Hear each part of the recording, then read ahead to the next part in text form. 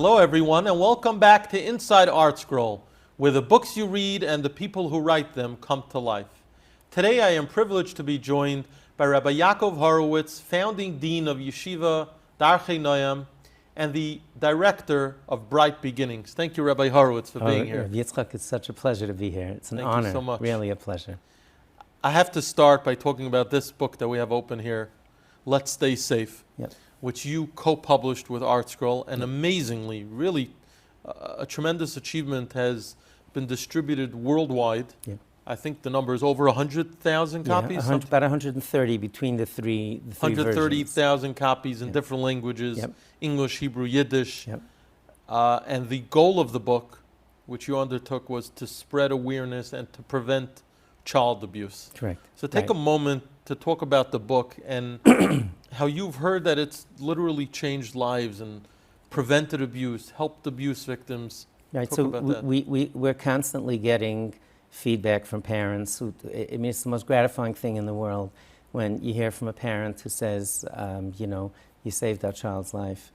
The first 2 months into the book, we got a letter from an autistic 11-year-old from Lakewood. And he wrote one of the pages there. It says, if you're lost in the mall, you should go to your mother. You should go to a woman. So he went to the cashier, and he waited, and he started talking, and he thanked us. He wrote a 3-page letter thanking us. It's incredibly rewarding. The big idea is that it gives parents tools to speak to the children. And it's interesting because the research shows that when children get nervous and parents get anxious, either or both, it inhibits their ability to learn. Because we get frightened, we can't concentrate on anything. So specifically, it's important that it be done in a child-friendly way. And you look at all the pictures, there's nothing frightening there. Right. It teaches the children the 4 basic child safety messages. Your body belongs to you, no secrets from parents, there's good touching and there's bad touching. You have the right to leave someone who's uncomfortable. You see here, someone's talking to their mother at the end of the day, and this kid is getting out of a situation where he's feeling uncomfortable. Right. And we specifically incorporated it with regular safety things, fire safety and other safety. First of all, because it's important, but it also helps the parents get calm. The child abuse prevention pages are in the middle. Right. So by the time they get through bicycle safety and stuff, they're more relaxed. And people who have read it, both educators and parents, comment that it was written with tremendous chachma because you're taking on a very sensitive topic, especially in our world. But you have to address it in a very forthright way. You can't, try to hint at it and then kids either get the wrong message or don't get the message at all. So really kudos to you. Thank you so much for doing that. But I would say, and I think you would agree, that when you sat with Rabbi Meir Zlotowitz, what was it, 13 years ago? Yes, I started. It's actually funny. I think I told Gedalia Rev Gedalia this story. I went to him with a concept without the book. And he thought it's more of an education about, body parts and stuff and all of that. So he opened up his drawer and he took out a checkbook and he said, Yankee, I want to be your first donor. He knew I didn't come for money. So it was the politest rejection I ever got. And then I explained to him what I'm doing. And I said, look, Reb Meir, I'm going to come back with the book and then we'll talk. And to his eternal credit, he took it. It was extraordinarily risky for him. That's what I wanted to say. It was groundbreaking. Extraordinarily risky for him to do that, especially since this isn't what he does. But Reb Meir was a visionary. Yes, he was a visionary. And just like he saw other things before others did, apparently on this topic, he also saw, kind of before others did, what was coming and what was needed. Right, and he got it. He asked me, how does this work? So I started explaining to him how child abuse, how could this book really help kids? And it's interesting, it's really fascinating because the abusers go through a grooming process. In other words, they walk into a room full of children and they start looking around, God forbid, who it's safe to abuse. The most vulnerable. The most vulnerable children. And they look for 2 things, basically. Naivete, being naive about their own bodies and all of that, and of isolation. Mhm. The same thing as a scammer does. If somebody's scamming financially, they look for someone who doesn't know anything about Easy finances. targets. Easy targets. But also, they don't know who that person knows. Mhm. So that person's sister might be a DA or a lawyer. So they look for isolation. So they go through a process where they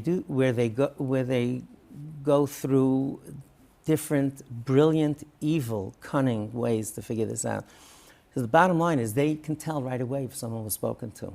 So even if they touch them on the shoulder, usually a child who was spoken to will look, because that's not in the ordinary. A stranger shouldn't come over and touch you.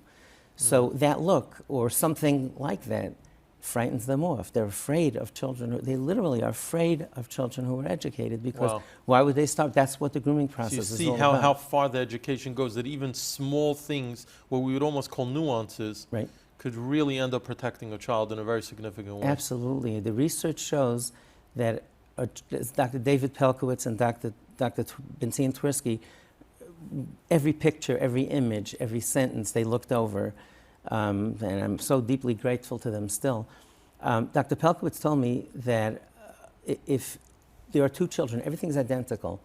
One child has his or her own drawer at home, and the other doesn't. The one with the drawer is 4 times more likely to defend themselves if somebody starts up with them. Wow. And that was based on research. And the reason is? They know things belong to them. Uh-huh. They know things belong to them. So there are boundaries. They know there are boundaries. They know things that other Your body people... belongs to me, right? Right, That's one of the 4 messages. My body belongs to me. In the book, we have a picture of a child with a ball standing next to his bed. So that's why parents should know that this is the beginning of a conversation. This is a big idea. It's something that should be ongoing, but it's easy for parents to follow up on these lessons with simple ways. One example I give parents, I used to do this in yeshiva. I was a principal of yeshiva for 20 years. If 2 kids would fight in the playground, rather than only talking to them about what they were doing, I used to go like this. Instead of saying, why are you fighting with them, why are you in somebody's space?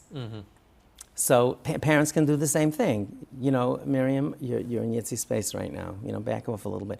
So it teaches them that they have their space. So therefore, they respond when something is different. And children at a very young age would respond if something is different. If you invited me to your house and I just leaned back, took off my shoes, and put my bare feet on the table, how old would the children have to be to start laughing? Right. Right? Why? Because they've never seen this. So that's the tap on the shoulder. Someone lays a hand on somebody's shoulder, and it hasn't. They look. Right. So that's the big idea. Of course, it's not foolproof. You know, there's a lot parents need to do, supervision, other things, but that's the big idea, and it's You extraordinary. mentioned the letter that you got before. Any other stories that come to mind of where the book literally transformed someone's life in terms of education or other types thousands of times, no joke, thousands of times. In one situation, a DA wrote in the indictment when they arrested a pedophile in a religious institution. In the indictment, it said the children came forward after reading the Let's Stay Safe book. Really? And that's what we're doing now, is we're offering the book, in bulk, more than 100 copies or more for $5 with free shipping. That's what we're doing now. It was an outgrowth. I raised money to give out 1,800 books the first Torah Masorah convention after the book was released, and we gave them out to schools to put in preschools, and the DA situation was with one of the schools. Wow. So So it's mentioned in an indictment. in the indictment, it that says the the child children came forth because they read this after book. reading the Let's Stay Safe Wow. book. I gave a workshop in a Hasidic community on Shabbos, and by Shalosh Shudas, the father came to me already. It was Shabbos afternoon by the meal, and by Shalosh Shudas, one of the kids came forward. The book was around the house, and he says, somebody chepped me. Somebody started up Wow. with me. It's Wow, so you extraordinarily helpful. Really unbelievable. Yeah. Now, I know that you've worked with children now for 30 years. You've dealt with the whole at-risk phenomenon. I'm sure many people wonder about this, but you deal with abuse as well. What percentage of children who nebuch have left the path, and many do come back, Baruch Hashem, perhaps most, what percentage of them do so because of abuse? So thank you for asking the question. It's an important question. The way I see it, this is not research-based. This is just Yankee. Mm-hmm. So no, it's important to distinguish. This isn't a research thing. Right. This is my own opinion. But I felt this way for your opinion based on your experience. Based on anecdotal, right? Anecdotal right, evidence, yeah. right. So what I encourage people to do is to take children abandoning religion, and instead of lumping them in one group, to make two different buckets. One is ozvim et hadat, they leave religion only. Mm-hmm. And the other is, Gashv Chman al-Islan, ozvim et hachayim, they're leaving life. Mm-hmm. This is my own take on it, because when I hear parents talking to me, in my mind, I think, ozvim et hachayim, ozvim et hadat, which one of this is it? And abandoning religion means that the child has a social life. They're in school, they're happy, they're forward-looking, they enjoy their lives. Hashem, God isn't part of their life right now. And there's so many different reasons. They maybe weren't turned on, they were turned off, they're not inclined to place... Are they really happy, though? Because the perception is that those children are not really happy. They're just searching, they're covering up. Look, leaving one's home is a big deal, and doing things different than their family is a big deal. Right. Especially they understand, what the cost is and what it's going to look like. So I wouldn't say that all of them are unhappy. They're certainly unhappy when they're leaving our family, and that's why we encourage parents to do whatever they can to keep them home. But back to the other bucket, ozvim et hachayim, leaving, abandoning life, means they're not in school. They're feeling terrible about themselves. They don't have a social life, or they're hanging out with other children who are in that situation. I said 13 years ago that over 90% of those were abused. It's almost 100%. That category of ozvim et hachayim. Yeah, they abandon life. They're abandoning life, meaning that they're a suicidal risk. Also, all they're of broken. them? They're broken. They're broken souls. If you look at Maslow's hierarchy of needs, that's also another guide that I've had that is research-based. Maslow has a brilliant theory. I encourage all parents to study it, really study it. And he says that there are 5 sets of human needs. The lowest is physical, then comes safety, then comes friendship, love, relationships, self-esteem, and self-actualization, to steig, to grow, to be all you could be. So if someone's car breaks down in a bad neighborhood, they got 3% on their battery, it's nighttime, and they're really frightened. All those next 3 things don't even exist for them. So if a friend calls up, right, or if a family member says, hey, Mazel Tov, my daughter got engaged, it's not that they don't want to, they cannot. Mm-hmm. It's so, Maslow's theory, I have some questions on it, but it's a brilliant theory, and it's almost immutable. So again, when you're feeling like that, there's nothing else. So self-actualization to learn. That's why I tell people the first thing you have to do if you have a child that's abandoned life, you have to get them whole. To ask them to learn to daven, and if they're broken, they're broken. Mm-hmm. So if they're not feeling safe, how can they possibly concentrate? It doesn't mean literally they can't do anything, but it's so much more difficult. Mm-hmm. In fact, some research shows that it's often confused because very often abuse survivors, especially children, have symptoms of ADD, where they can't concentrate, mm-hmm. and because that lack of stability and safety. So right. Parents overall, I think the most important job of parents is to give the children those 2 levels. To provide them with security and see that that the home is relaxed and happy, and all homes have stress, but as stress-free as possible, and their physical needs. Then you can build on that. So that's why you see them, when you see children that just can't go on, there was some sort of trauma. Mm. No, that segues very well. You're talking about ADHD, ADD. There are kids who struggle tremendously in our school system, which is very, very much academic-based. I've heard, in the name of a prominent psychologist, that 20% do phenomenally well in our system, 20% maybe fall out, the bottom 20%, and the other 60% in the middle are chugging along, not necessarily comfortable, some more, some less, some years, depending on the Rebbe or teacher, depending maybe on the limud, and so on and so forth. There are so many variables. I don't want to paint with a broad brushstroke, but we were talking about child abuse, that's physical abuse, right. People violating their space. Talk from your experience about the kids who suffer from the system abuse of just, if you don't learn well in our system, right. You're an outcast very quickly. It And doesn't take very long for a kid to have that feeling, and that I'm a loser. I've devoted 30 years. Because I don't learn Gemara well, Right. I don't learn Chumash Right. well. And by the time the child is in 7th and 8th grade, Right. whether they're a boy or a girl, Right. they got the message that, we don't really have Right. room for you. So I'm actually in middle of I started doing daily parenting clips June 1st of last year. We're just almost at 300 clips already. And I do a different topic every week. It's on Instagram at Bright Beginnings Forum. You can get it on WhatsApp, 845-540-2414. Send a message, subscribe, comes right back. I have other. It's on Vimeo, so people who have filtered internet can get that also. Mm-hmm. But over the last 5 weeks, since Pesach, I've been doing class specifically on this, helping parents figure things out.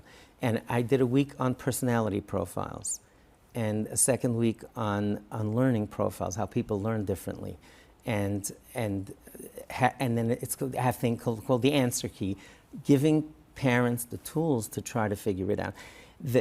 If a child has a short attention span, learning Gemara all day is I wouldn't say impossible, but it's very difficult. I like to think of it. In my yeshiva, we had HIPAA rules. I was very strict not to discuss Talmidim in the hallway. So we had a code among ourselves, 40 regular. You get a suit, so some people are 40 regular. That's the 20% you're talking about. Right. They're perfect fit. They go into the store, they take, give me the sleeves, cuffs, see you later. Okay? Some people have alterations. They need alterations. Mm-hmm. That one foot is longer than the other or whatever it is. And then there's custom, that they just don't fit. The regular suit that they make on the assembly line is not going to work for them. They need a custom. That's the reality, that some children are 40 regulars and they just go and this is perfect for them and they love it. And then you have kids who need alterations, which means modify their schedule, teach them more visually, do other things like that. And then, unfortunately, you have children that, honestly, 150 years ago, they would have been working on a farm and would have been religious people and very happy. So the expectation, thank God, Baruch Hashem, the expectation is that all our children go to school. So I recently heard from Rabbi Daniel Kalish, the wonderful mechanic from Waterbury, who somehow has an ayin tova to see the good in everyone. Yep. And he was highlighting the need to take every child and focus on what they do well. Yes, some children won't be doing well academically, but they may be good at public speaking. They may be artistic. They may be good at music. Now, our mainstream yeshiva system does not have the wherewithal, or at least not as it's presently constituted, to really do that. But my question is, are we putting all our children into one system knowing that we're deliberately going to be having a significant percentage of children who just will fall out? Can I be brutally honest? Yeah, that's what we're here for. I think a lot of it honestly has to do with parents. I'm not suggesting that our system is not without flaws, but many times parents try to get their children into a school that's not right for them. And the principal comes back and says, your son's not going to make it here. And we understand every parent wants the best school for their child, but it's not the right size shoe. So they try protect you or any other way to get into the school, and then it fails. I actually asked at a Meyetzes Gedolei Torah meeting, right a year or two after I wrote the first article. That was 1996. So it was an article in the Jewish in the Observer, Jewish right? Observer, right? Yeah. That's what changed my life. Yeah, right. An ounce of prevention, it was called.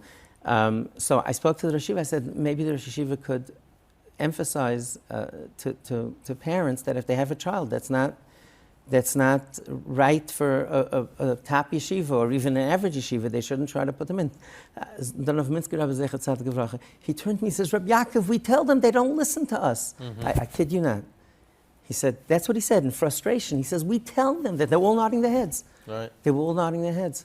So I publish actually beginner Chumash and beginner Gemara workbooks. And if your children aren't making it, I mean, we're Baruch Hashem in over 100 yeshivas already.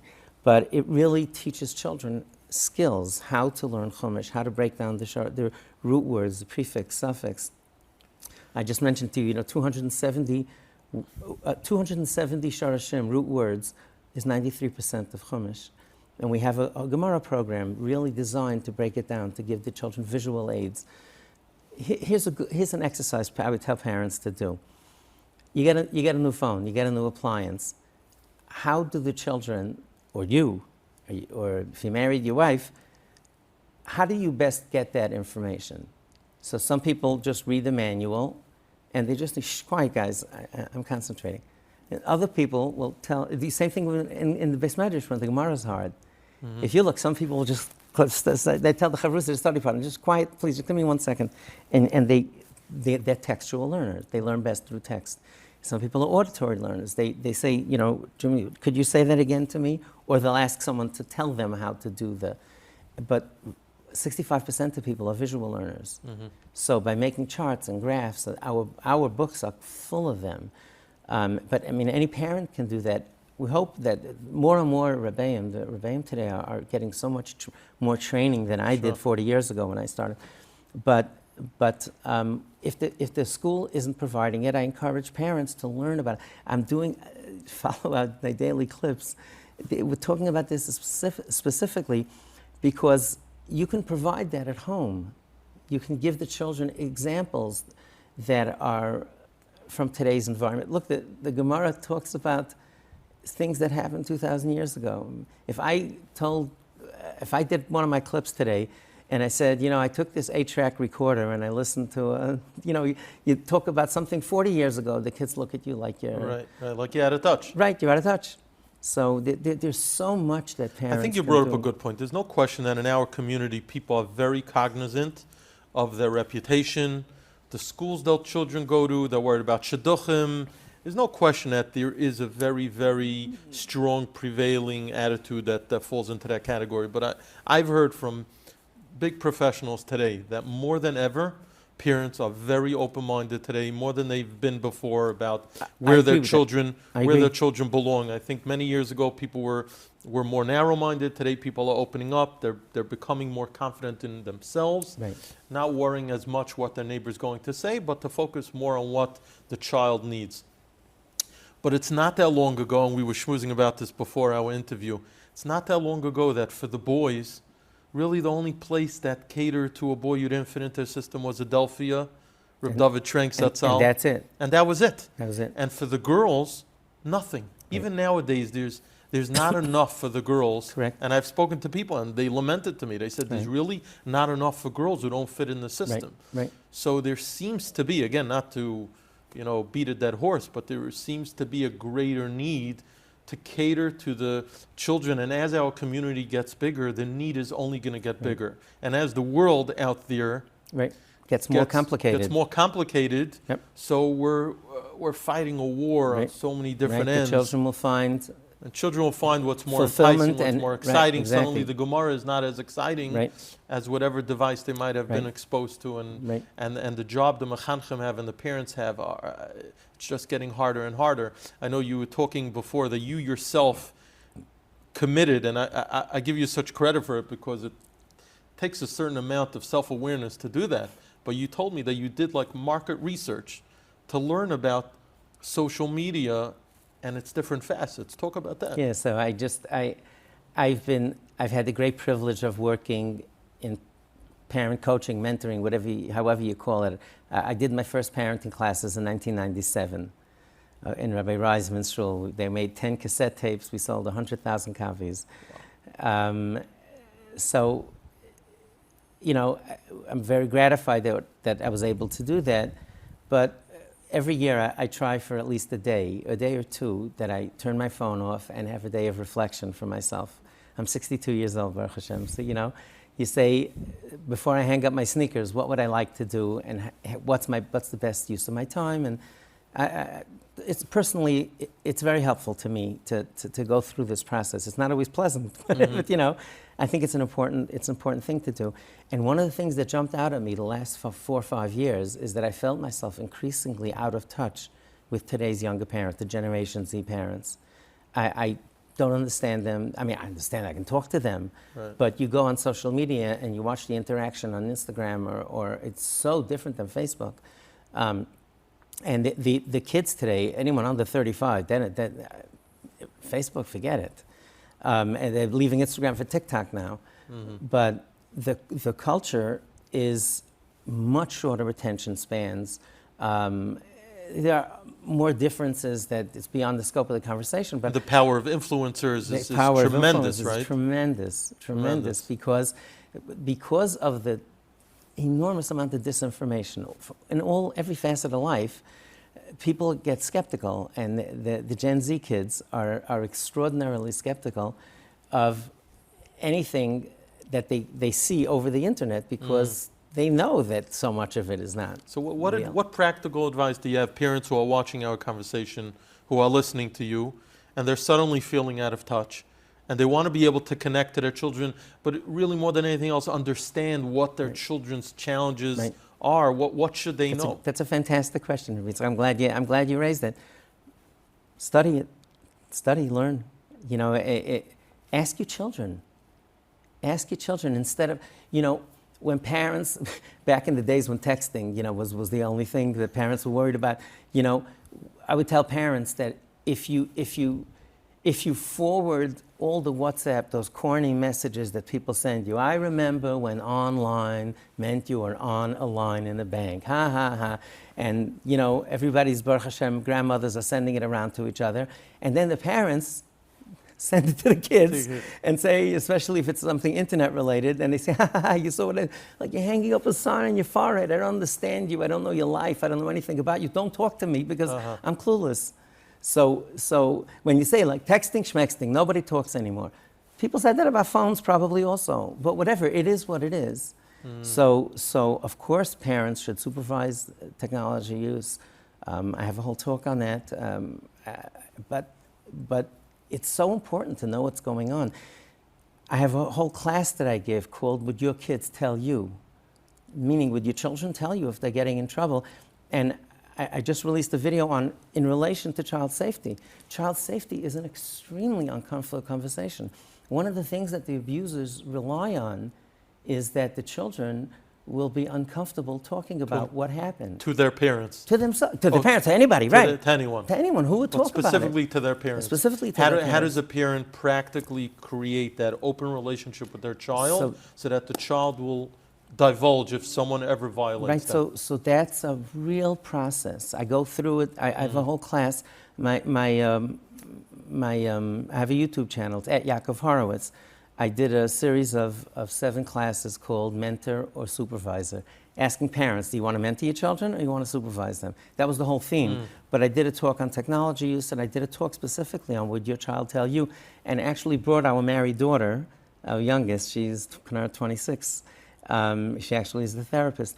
I brought her on for Q&A so parents could ask her questions about what it's like growing up in a place where you can talk to your parents. Really?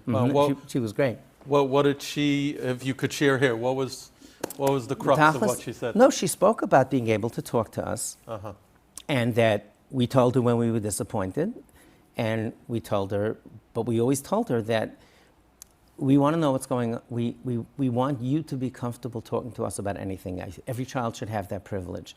And we're going to be disappointed if you do things wrong. Of course we will. I mean, you can't lie to children. You can't say, I won't be disappointed. You can't stop that.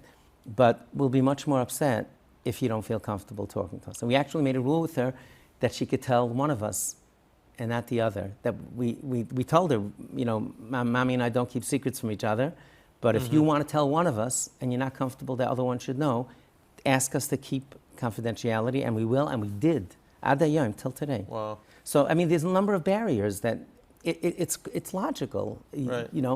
I know these are very, very heavy topics, and probably every question I've asked you today would require its own session. But to segue from the technology question about being educated about what our children are being faced with, kind of connected to that, what have you found over 30 years is the key to creating a meaningful connection between children and Yiddishkeit, between children and Hashem, that they should want to connect, that they should want to grow, that despite everything going on around them, which may be telling them otherwise, they say, you know what, this is going to bring me meaning.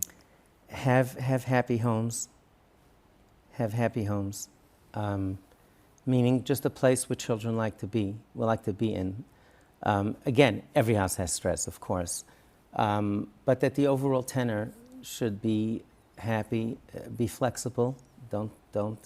These are the few things, and if a child has a problem, look at it like it's a family problem, not their problem.